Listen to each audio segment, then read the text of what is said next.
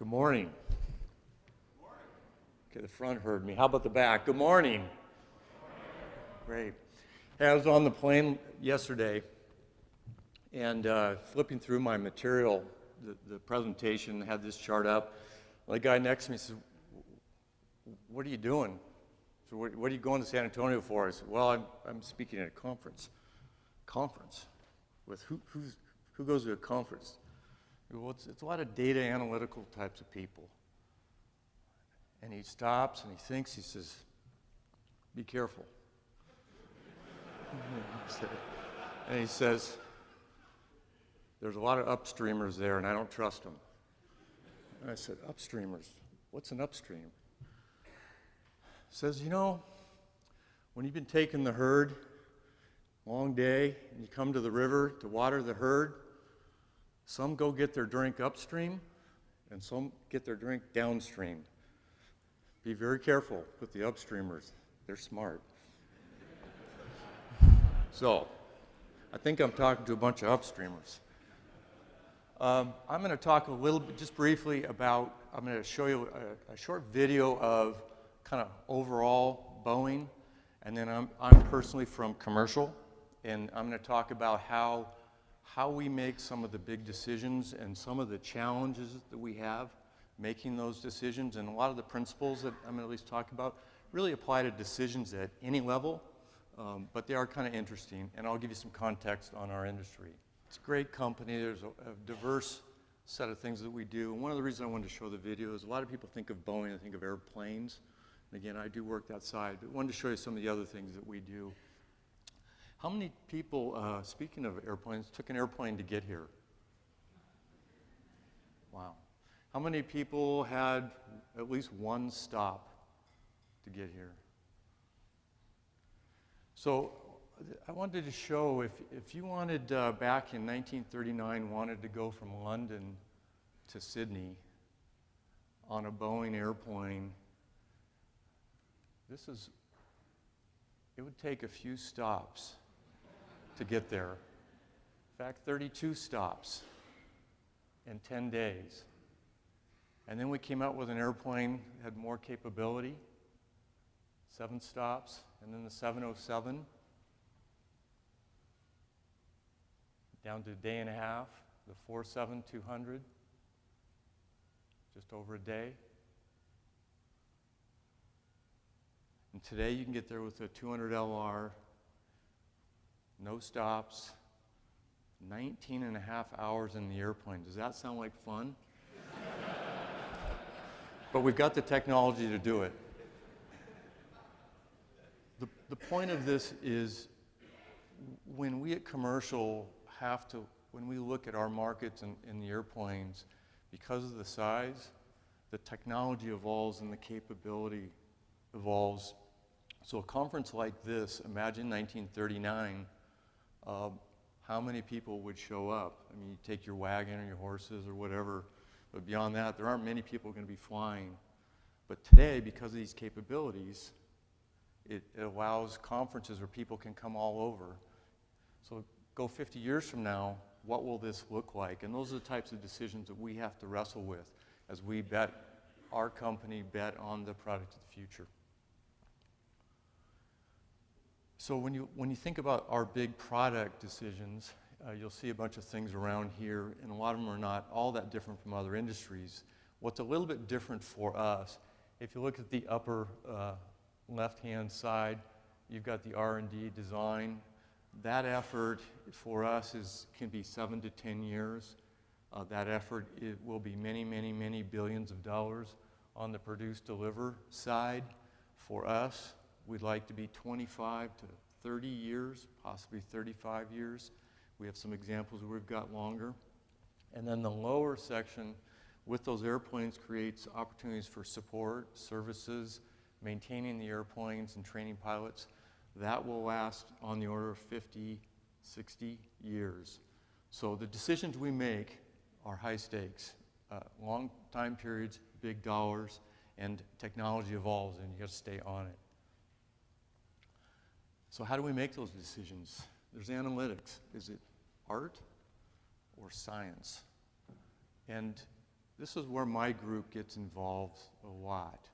And I have responsibility for, you saw the long words and title, but essentially what I've got is I have market forecasting, which is, and I'll go through some market stuff, is what's the opportunity out there? Where's the world going? What things will be shaping? What technologies will be shaping? How does the world diversity change? And then looking at what products, what types of things will fit, and what are the options to get there, and how would you evaluate those options? And how can you sort out the different types of alternatives? And my team spends a lot of time using the analytics as a foundation, but they spend a lot of time on the art side, and I'm going to talk more about that later on. How do you get those decisions through? These big decisions have lots of stakeholders, there's lots of voters, and it's very complex. I want to share a model that I picked up from GE probably 25 years ago. I show it because I've found it to be very helpful in thinking through complex decisions. Who's seen this model? Just a couple. So the way it works is this Q times A equals E. You can think of Q when you've got a decision or a problem is the quality of the analytics, the quality of the answer, the quality of the solution. And you can rate that quality from 0 to 10. A is the acceptance. So wherever that solution, wherever the analytics will be used or be processed is what's the acceptability on that side of that? And you can rate that 0 to 10. Take the product of the two and you get the effectiveness. And that's ultimately what you want to get to. So let's take an example. Many analysts, and I'm sure you guys, none of you guys, work so hard on the quality of the answer, and maybe you get it up to a 7, something like that. But you didn't work the acceptability of who's going to use this in downstream, who are the stakeholders that have to use this, and maybe that's a 1 or a 2. So 7 times 2 is 14 out of a possible 100. Not effective. Great analytics. Frustration because they didn't get it. Those downstream, they didn't get it. So you go back to the analytics and say, well, I'll do a better job on quality. I'm going to raise the depth of the analysis, the rigor of the analysis, and you get 7 all the way up to an 8 or 9. 9 times 2 is 18. Still ineffective. Whereas, go work the other side of the equation is who are your stakeholders? How will they process this? How will they use this? If you can get the acceptability up to 5, which is still not great, 5 times 7 is 35 versus 14. Much, much more effective. Interesting, but it's a helpful way to think about things. So let me give you some examples. Smokers. So there's all kinds of data and analysis out there that says smoking will shorten your life, it will deteriorate your quality of life, it costs a lot of money. The data's all there, but yet people continue to smoke, new people continue to smoke. So there's something on the A side that's broken with that. The data says it's not a great decision, not a good choice. I'll give you another example. This is a group of people that we all highly admire and are highly esteemed, Congress. There's lots of great ideas out there of things that could be done to work through some of the problems. Where do you think the A is in Congress? 0, maybe even negative. Imagine the Republicans having the perfect answer. The Democrats won't even listen because they haven't worked this side. Likewise, they're not picking one or the other, but it can go the other way as well. And so that acceptability is huge. If you're going to be effective, that side of the equation is really important. And then I'll give you one last one for those of you who are upstreamers that want to know what it's like to be downstreamer. Try taking the following to your spouse, suggesting the analytics, you know, honey, if you lost weight and worked out more and had better hygiene, you'd have a better life. All the analytics are there. How do you think that's going to go over? And you get to see what it's like to be a downstreamer. I mean, try that one. You didn't work that A too carefully, so it is very important. Okay, I'm going to move now into I'm going to go through sort of how we look at the market, and it's the setup for how we get to some of these big decisions. So we look at a whole variety of things out there, and again, the time horizon for us, depending on what we're doing, but at a minimum we go out 20 years, quite often we'll go out 30, 40, 50 years. Economic growth is one of the big engines for us. Obviously fuel, we have traffic forecast, which is how many people want to fly and what distances. We have environmental things that are changing and evolving, and that it varies by region. We have emerging markets that change demand for our products. We have alternatives, things like high-speed rail, video conferencing capabilities, and so on, that will be a substitute for some amount of travel. And then our customers have different models that they use on how they want to compete. And so how does that affect the products that we bring? So an example would be a Southwest airline is what we call low-cost carrier. You got other airlines that are premium carriers. So how does that affect it? We look at airports and the capacity of airports and new airports, and where will that be in 10, 20, 30 years, and how does that affect? And we put all this together, and it's a combination of art and science to process this to help us understand what the markets are. One of the tools that we use in the industry is a term called RPK, which is Revenue Passenger Kilometer. So essentially it's, excuse the French ahead of time, but butts in seat times miles or kilometers. It's a measure of, for those of you who flew, you took up one seat, you had some distance, take that product, and that's what we would call an RPK. That black line is a measure of RPKs over time. And you can see that from 1991 out to 2031, it grows by almost 7x. It grows very steady. Grows about 1.5 times GDP, and if you went back 20 years, it would have that same smoothness, similar growth rates. A couple things here is in 91, traffic or RPKs, the bulk of it, 72%, was in North America and the US, and Europe. And you can see over time, the traffic is growing, but the dispersion of traffic around the world is significantly changing. So in 2031, while the North American markets in Europe are still huge, as a percentage of the total, they're smaller. And that's those emerging markets, and that really drives our product thinking and some of the offerings that we need to have. So RPKs, we turn that into ultimately airplanes. So how many airplanes do we need? It's roughly 34,000 airplanes over the next 20 years. That's a $4.5 trillion market.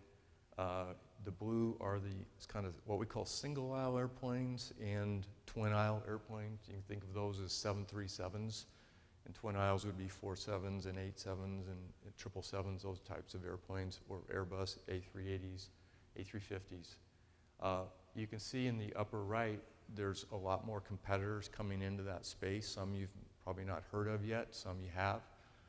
And so that's what we look at when we think about our product strategy, is how do we fend that off? That's the opportunity. So how do we fend that off? How do we position our products? And then the green is the services. So these airplanes create tremendous business opportunity to support and to provide service solutions. So those 34,000 airplanes just shows over on the far left, shows in count where they are around the world. Had you looked at this 20 years ago, 40 years ago, you'd see much heavier concentration in Europe and North America. And then over on the right is the dollar spend of those airplanes. So I took you through pretty quickly how we look at the market and think of the market, that's the opportunity. So that's what's out there for those that choose to go after. So how do you go after that? How do you position? So the bottom is just really looking at, okay, what are the product that that we could either invent or modify. What will our competitors do? What technologies are out there? What production system will get there? Do we need to have a premium airplane or the lowest cost airplane, the longest range, most cargo capability? And we look at those and balance in the cost and price to make sure that it makes sense. And we have to make some tough trades. And sometimes you'll have a compelling business case, but we don't have the resources. And resources doesn't necessarily mean dollars. It might mean we don't have the engineers. Because our projects are so big, they can consume thousands and thousands of engineers, and we need certain skill sets. And we've had projects we've had to, with great returns, we've had to delay or move because of resource constraints. So I'm going to go into a couple case examples that we went through. So the 737, I'm guessing a lot of you flew in on a 37. So it was originally launched in 1965. It was called the Classic. Entered service in 68, and then we morphed it into what's called an NG, which is a lot of what you're flying around in today. That's the bulk of the fleet. Couple things, just stats. 737s, there's a lot of them. There's a 737 takes off every 4 seconds. Every 4 seconds. And for the downstreamers, they say, well, how come that's too many airplanes in the air? Well, we also have about every 4 seconds a different one lands. So, so the math does work. That's a lot of airplanes. We will this year have over 21,000 flights. Just shy of 1 billion people will fly this year on the 737.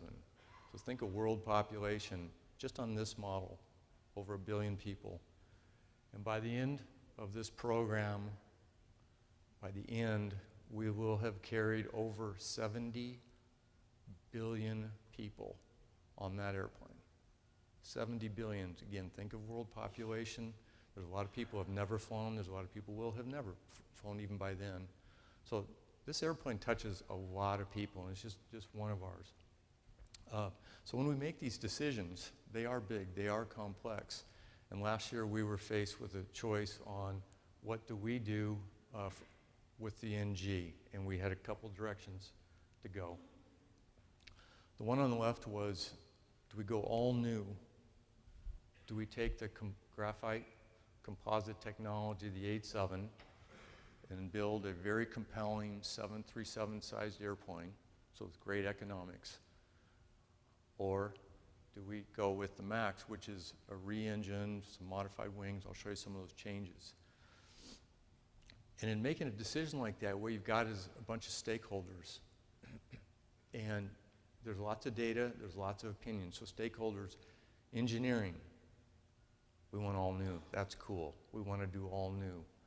This is an awesome airplane. Sales team, have to go all new. I want a new toy to be showing to my customers. I don't want this old NG out there. You've got the finance team. Oh, that's a lot of money. That's risky.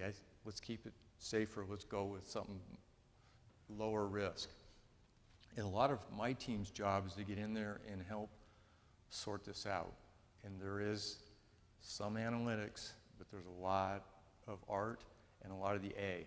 And it gets very emotional and contentious at times, but in the end, as a company, we all get to align and make the decision, and which is what we did. And we made the decision to go with the MAX. A couple drivers on that is we can get the majority of the performance, not all, of a new airplane, but we can get it faster, and we can get more of those units to our customers sooner. The demand for this airplane is tremendous. We are currently building, I think it's 38 a month, 737s, and headed to 42, which is 2 every business days. So huge demand, and we can get this airplane and the performance to them faster. And we're doing a bunch of things that you can see to the airplane to provide the benefits. And fuel burn is the single biggest on this one, things that the customers want. We did put some interior things in there to make it feel roomier and more spacious, but the bulk of it was really about fuel burn. So another study that we had, 787. So imagine this is March 2001, and you're shown these two pictures. Which one do you want? Most want the one on the left. That's cool. Isn't that a cool airplane? That's what the one the customers wanted.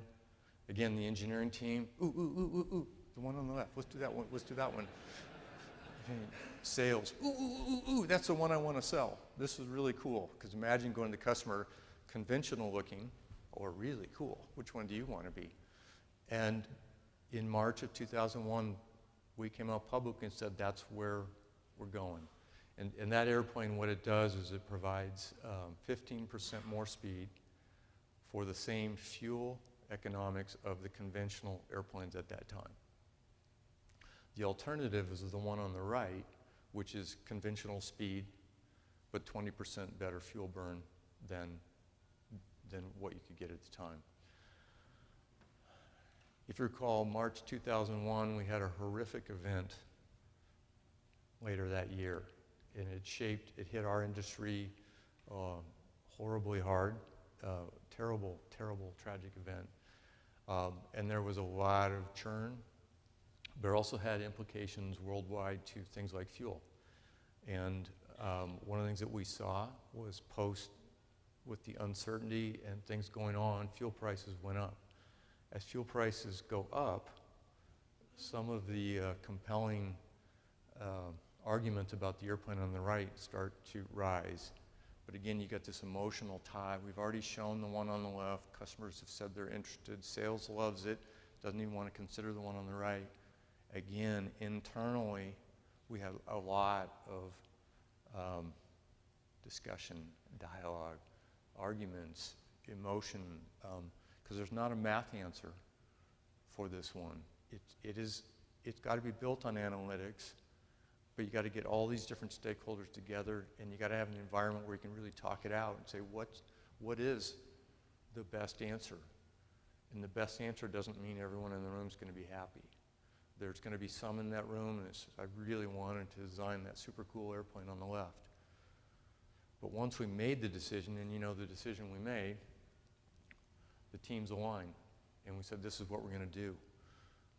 Fuel has subsequently, from where it was, has gone up 3 times, even at times peaked to 4 times what it was, which made this airplane here the absolute best airplane given the business analytics that we had. That this delivers superior economics to the customers. We had the composite structure, which is the other airplane was going to have as well, so you could at least port that across. Engines obviously a little bit different than what the other one would have, but it was a huge decision, hugely emotional, but everybody, I can tell you right now, is absolute line that this is the absolute right airplane. So even making this macro decision, which this was huge for us, there are decisions even at the next level down. So as an example, I'll show you here's some of the interior decisions. So while people are on this airplane, what things can we put in it? And for us, an airplane's weight is critical. Everybody wants more room, but the bigger the airplane is, the more drag it has. So a bigger cross-section means it's going to burn more fuel. Bigger cross-section's heavier, burn more fuel. So it's that trade of cross-section. In here you can see it went to large windows. And you say, well, what's the business case for large windows? And the analytics are tough on that. But again, we got together and made those decisions. Large overhead bins, people always complaining about, I can't get my stuff up there. These are easy pull-down bins, better lighting. It just has a feel of being larger. Another thing that's not on there is the cabin is pressurized to a lower altitude. So with jet lag, you should feel a little bit less fatigue So a lot of decisions. So I want to come back to this model, and there's a little change here. You can see the effectiveness piece is a little bit bigger. And I would encourage you on this one, it's about effectiveness, so let's start from the other side. If I want an effective solution or answer, what do I need to do? And you guys know the Q better than any of us, and certainly better than I know it. It's the A. So what is it about the A? And I'll just share a little bit of my observations and experience on the A. When you've got something and you've got decision to be made, start asking some of these questions. Who's going to make the decision?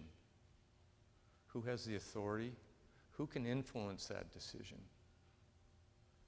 How will the decision be made?